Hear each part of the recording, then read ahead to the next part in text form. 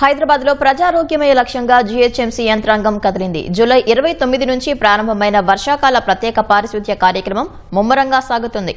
ఇప్పటికే 30 వార్డుల్లో పూర్తి కాగా ఆగస్టు 8 నాటికి మొత్తం 150 వార్డుల్లో కార్యక్రమం నిర్వహించనున్నారు. అందులో భాగంగా హిమాయత్ నగర్ విఠల్వాడి కాలనీలో వర్షాకాల ప్రత్యేక పారిశుద్ధ్య కార్యక్రమాలు నిర్వహించారు. చెత్త చెదారం వరదల వల్ల పోగైన సిల్ట్ను తొలగించారు. దోమలు కుట్టకుండా తీసుకోవాల్సిన జాగ్రత్తలపై డ్రైవ్ లో భాగంగా అధికారులు ఇంటింటికి వెళ్లి ప్రచారం చేశారు. ఇందుకోసం ప్రత్యేకంగా రూపొందించిన కరపత్రాలను నగర ప్రజలకు పంపిణీ చేస్తూ డెంగ్యూ, మలేరియా వ్యాధుల బారిన పడకుండా చైతన్యం చేసినట్లు అధికారులు తెలిపారు. ప్రతి ఇంట్లో కూడా వాళ్ళకి అవగాహన చేయించడం జరిగింది.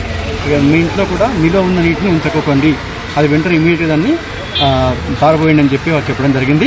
ముఖ్యంగా గార్బేజ్ ఉంటే కూడా అది కూడా వాళ్ళ ఇంట్లో ఉన్నటువంటి చెత్తను కూడా మా యొక్క స్వచ్ఛ ఆటోస్కి ఇవ్వమని చెప్పడం జరిగింది.